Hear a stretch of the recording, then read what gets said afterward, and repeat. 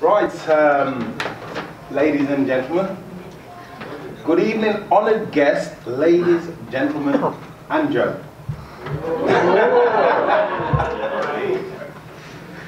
It's nice to see so many ex-captains in attendance tonight. I, for my sins, am currently honoured to be holding the club captain's mantle for the last 13 years. I think only to be overseen by a young Paul Duggan, who held the longest stint as captain before. Well done, Paul. I think so. He doesn't remember. Too much of liquid stuff, I suppose. I have been touring now for just under 30 years, not as long as some of my fellow club members, such as the Don, who has now been touring for more than anybody else in the club, I think. Yes? Yes? You still hold that honour.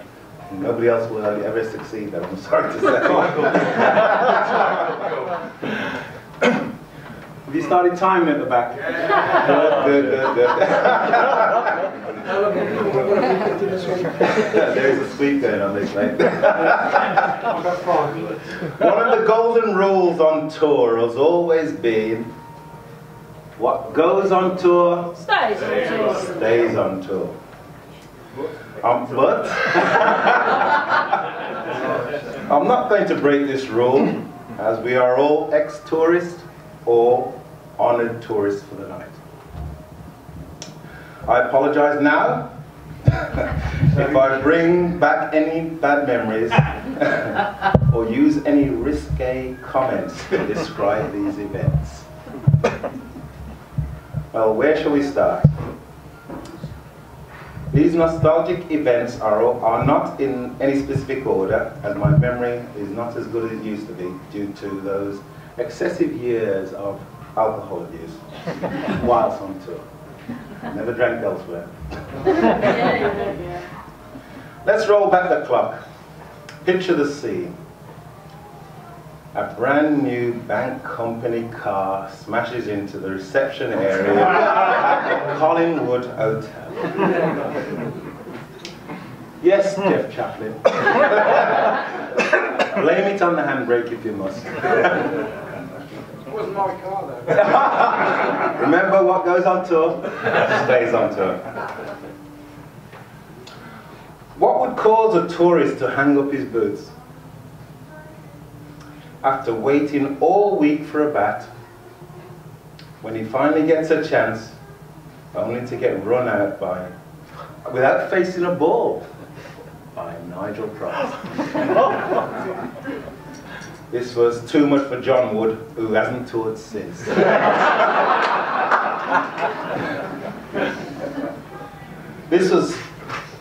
Dave Clark saw this run out, and he fine-tuned it. Fine-tuned it to an art. Hence, from that moment, it has been renamed to be Clark. Who could forget Dave Moorhead, sorry, I do apologise. God rest his soul. Who had a mild version of Tourette's. Some say he picked up these bad habits from Martin Wheaton, who was his roommate most of the time. Remember those trips from Minehead in the coach as Dave led us into song with songs like "The Cow Kicked Nelly in the Belly in the Barn," or one of my favourites, "Do Your Balls Hang Low," with all the actions. Cricketers are tougher than we are led to believe. This was highlighted by one player who, after just having a vasectomy, went out to bat. Only after hitting a 50 did he decide to retire hurt as his pants started to change colour light red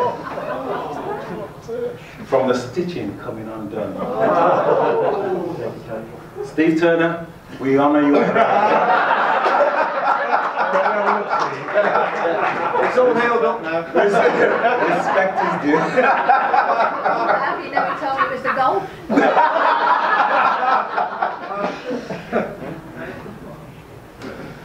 What does the chicken nosh at the plough come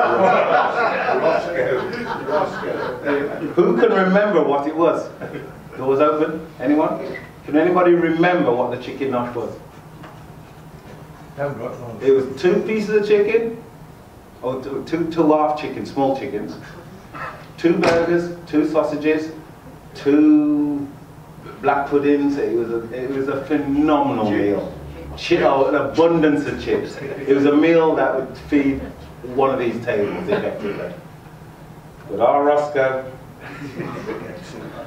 Roscoe Acker Neil Ross, who was a very large fella, would demolish this meal along with 4 pints of Guinness at lunchtime, and then kept wicket for 40 overs at midfield.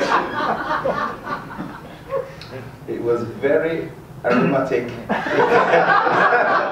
if you were in the slipscording, and even worse if you were downwind at fine leg. Who remembers the Raljecks in the jockstrap trick? This brought a grown man to tears as his nether regions went through excruciating pain. It was Maurice Austin, the evil trickster, who decided to set Jeff Chaplin's balls on fire. As you can imagine, this stuff did not go down very well. But Jeff, you're still here to tell the tale. Respect. Talking about Maurice Austin, unfortunately through our good fellow Dave didn't pass on the message to Maurice tonight, so unfortunately he was unable to attend. Yeah. Who can forget the red mist that blinded this Zulu warrior on 2 occasions? Don't know if you guys know, Zulu warrior is a reflection on the Blues. Birmingham City football, hooligan fans, effectively, Zulu warriors. Maurice once lashed out a kick at a young 13-year-old Dan Price when playing football on the beach. And he also threw a punch at Dave Juniper. Where are you, Dave? Yes, on our way back from Minehead, club captain at the time, decided to stop an event that was going on at the coach, and Maurice had a red mist and decided, I'm not having that. Well, remember, what goes on tour stays on tour. There was another Maurice in the team before Mr. Austin. Paul Duggan, aka Maurice aka son number 2. I'll go into son number 2 later. He was also a great trickster, but not with an evil streak. Maurice would drink 12 pints and be seen later wheeling Roscoe down the promenade at speed in a wheelchair he had nicked from another hotel. Then he would climb the scaffolding holding up the hotel to get back into his room in the attic of the hotel. I didn't say he wasn't crazy. But he was a great captain. In respect, I followed your lead, mate. You're to blame for me. Talking about pranksters,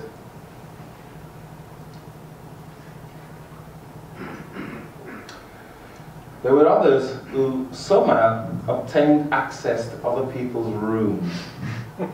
Yes, you may smile.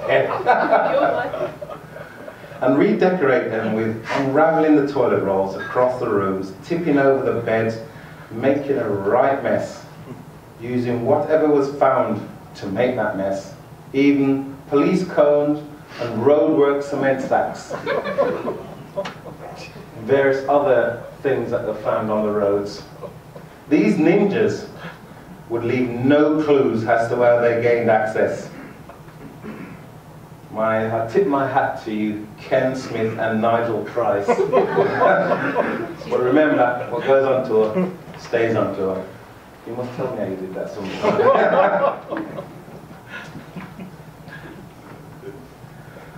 I know I shouldn't be telling you this, Helen Chaplin.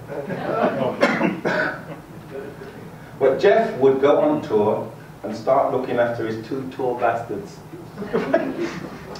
He would buy them ice creams and then take them to the beach for football practice.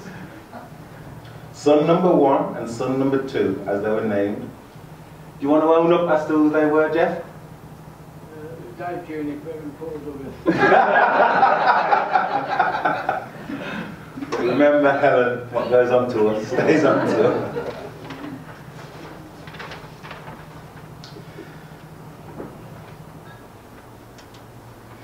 Put a tourist name to these series of events. This person ran over a fox. Whilst on tour, whilst on a promise, he was caught by a speed camera on the A361 on his way home. He also demolished the wall at the back of the hotel. Anyone want to name him? Robbo! Yes. It's just a loose brick. Loose what? Brick. Yeah. That wall has never been resurrected, I'm afraid. As I stated before, I've been touring now for over 30 years. And I was a mere youngster when I was being educated by one of our senior tourists. This man has played sport in 6 decades. He would teach us limericks like, there was an old lady from Abergavenny who had a peculiar... Yeah, okay. I won't go there. Oh, there was another one. There was a young lady from Norfolk who taught the local clergy how to... Oh, sorry, I won't go there either. This senior tourist ran his car off the road on his way back from Newton Tracy.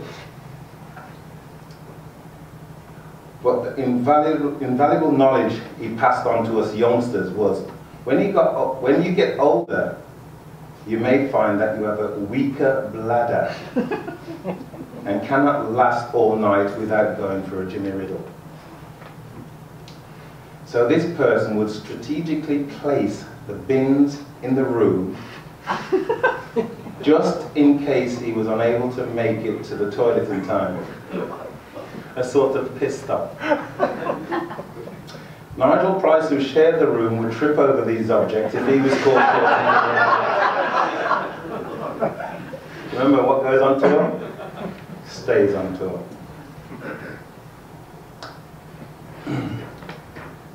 And finally, Doily Gate. Hello. He knows. Everyone else, please. Billy that. Angelina, can you advise this crowd what the doily is? No.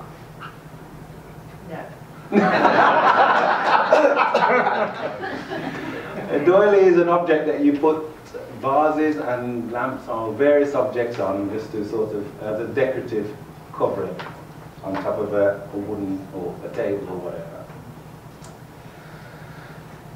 What happened to the doily at the Wembley Hotel? As you know, I'm a shy and reserved man in the presence of female company. One night, I was fortunate enough to be accompanied back to the hotel with a young lady. Stop it. This led to amorous activities, one of which she called Hunt the Doily. That's new. Mick Jagger in a Mars bar and a certain young lady comes to mind. Chris Robbins, can you remember the certain young lady? No. Marion, who said it? Marion Faithfull, Oh, yes, you know. I thought you meant your young lady. Marion What goes on Faithfull. tour stays on tour. Yeah, what goes on tour stays on, remember that. This was all fine until the breakfast next morning, when I was quizzed by the landlady, has anyone seen the doily from off the landing table? That's where she took it from, I thought.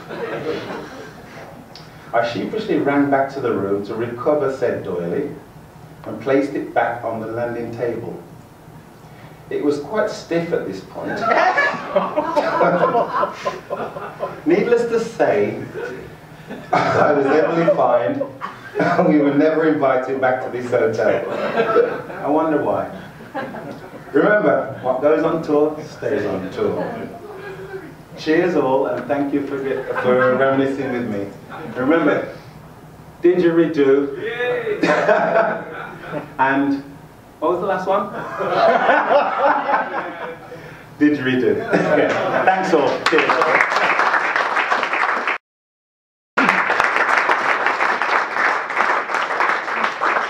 First of all, how do you follow that? I can assure you I will not be as risque. The idea tonight, folks, is to enjoy ourselves, to circulate amongst our friends, to be nostalgic, and to wallow in it all.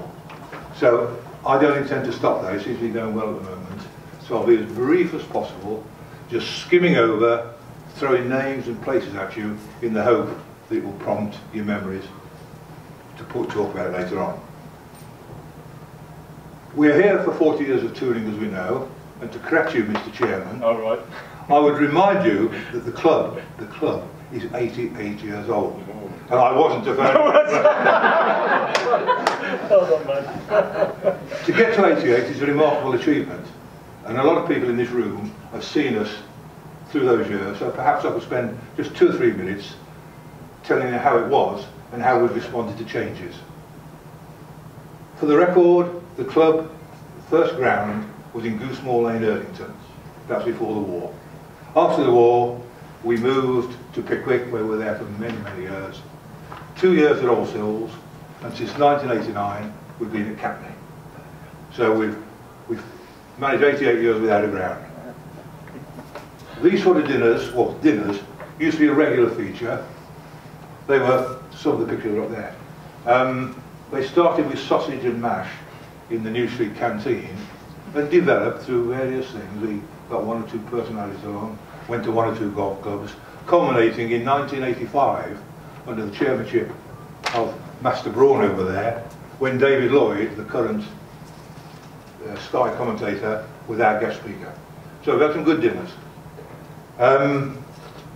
We used to run a six-a-side. The dinners and the six-a-side were both social events within the bank, not just within ourselves. We used to get top management coming along, and it was good. Six-a-side venues, Midland Red, BMMO at Quinton, again I think there's one of those photographs up there. Sanddew, which was somewhere between Whittle and Kings Norton, I can't remember where. Smethwick and Aldridge. I remember Aldridge because if anybody ever asks me, and they never do, but they will one day, what's the best day's work I've ever done for the cricket club, I'll tell them that 25, maybe 30 years ago, I spent half an hour or more at Aldridge talking to a young man with an Afro-Caribbean haircut, no clues, convincing him, or trying to convince him, he was good enough to play for us. In the end, he agreed to play for us. I take no prizes for saying he wasn't a bad bat. He scored a few runs. But more than that, Dale, you've turned out to be an excellent administrator, and for that we thank you.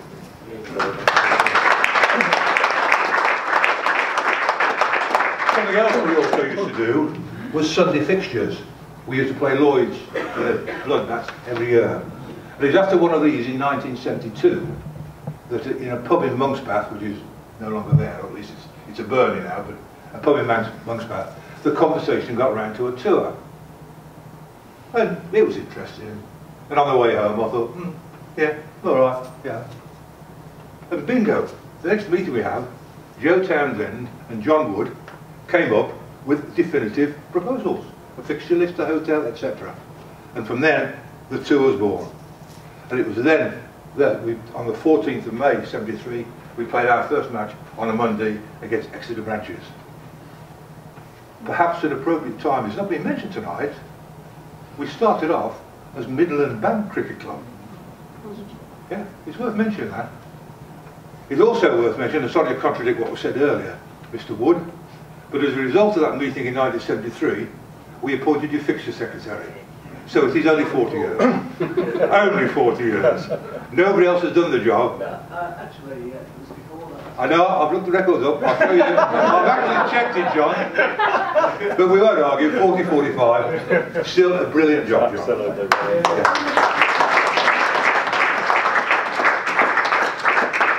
So the tour started in 73. I'm pleased to say that most of the people who went on that first tour are here tonight. Some are not because they're not able. And I'd ask you to spare just a quiet moment for those who are not with us any longer. I think of Norman Eliver, Dave Moorhead, and Kim Seymour. And while we're on that sombre subject, think of other club members who contributed over the years, no longer with us. Frank Wayne, Don Earl, Mike Monfield. They've all contributed their bit. There are two people not here tonight, very conspicuous. One is Joe Townsend, the original chairman. Now I can tell you, I've spoken to Joe, he's 90 today. And I hope you all signed his card, because he'll so much enjoy that. He's living in Prestbury, he's in a mobilised wheelchair, and he can't get around. So understandably, he's not here tonight for two reasons. One, he's not mobile, and two, it's his birthday. The other person not here from the original tour is Mike Townsend, and that's because he's at his dad's birthday party. So that's over. I've not got many tour stories, but it hasn't all been beer and skittles, because it's generally agreed, and I asked a lot of people this, the first hotel we stayed at was in Bideford, and most people use the same word about it. It's a rude word, it's 4 letters, it begins with C and it ends with P. I'll use the first word. It was a new inn at Bedford. It weren't very good.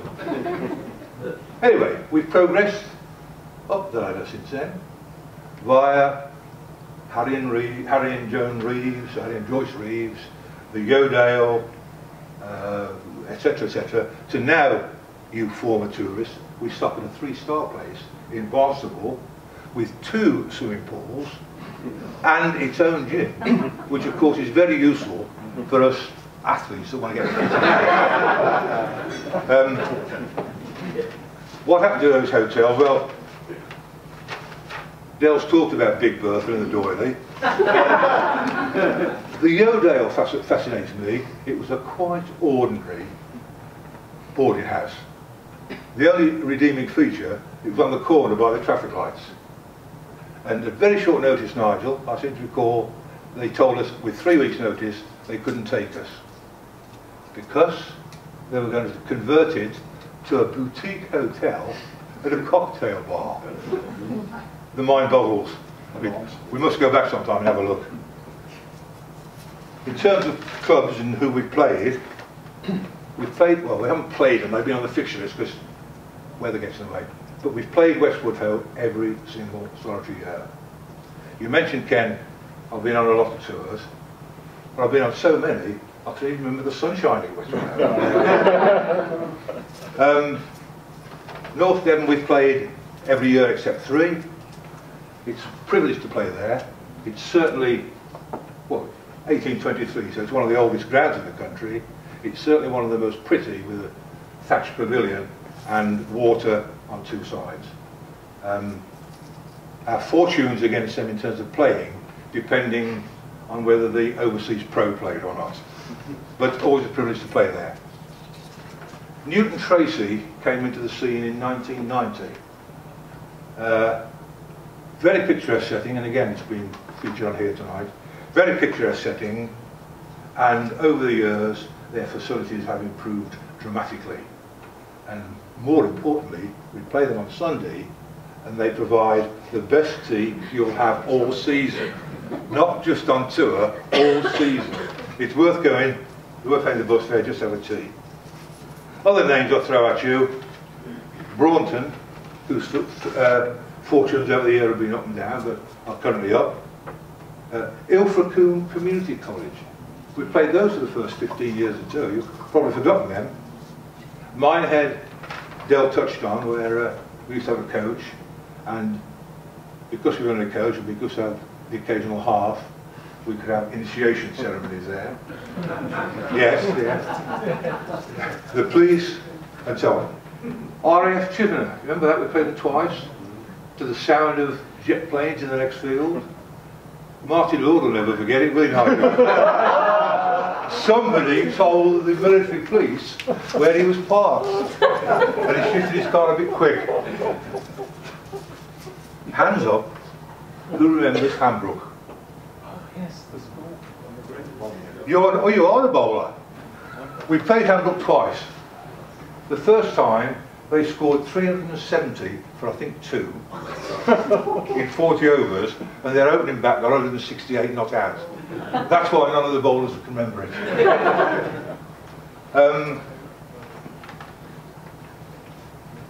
Dale scored 1 or 2 incidents. Perhaps I could cover, yes, all 3. 3 individual incidents. One, our friend Ammo. Nice to see you, Ammo. Almost on time, mate. Ammo Braunton about 5 years ago. Ammo's a classic bowler they talk about on Test Match Special. He doesn't know what he's going to bowl, so how the hell does a batsman? We're at Braunton, he's bowling downhill, it's windy, and his turban comes undone. So we have a panic between overs. He's standing at fine leg, trying to get this turban on him, or not get it off, and it's a right comedian. But he ended up, the book says, 12 overs. I bet you know the figures. Two maidens, how many runs? 40 runs. 40 runs, how many wickets? 7. 7 for 40. Well done, Ammo.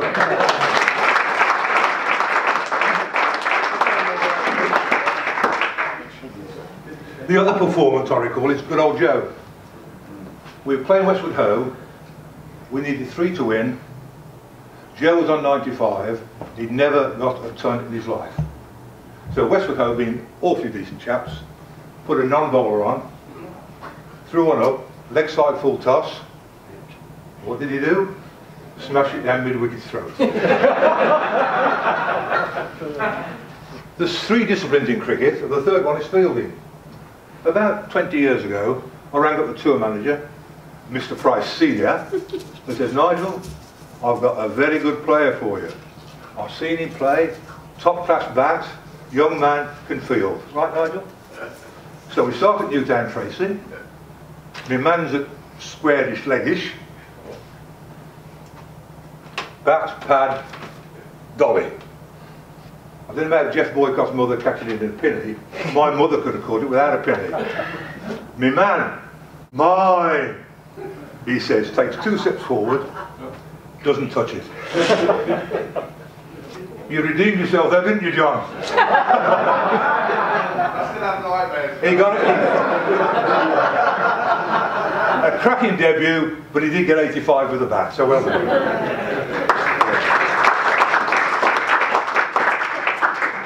We've had some good fun on tours, and hopefully that's reflected here tonight. This year's tour, 12th to the 17th of May. Anybody hasn't booked yet? Daniel Price, tour manager, where are you? Over there. Over there, book with Daniel and take it away.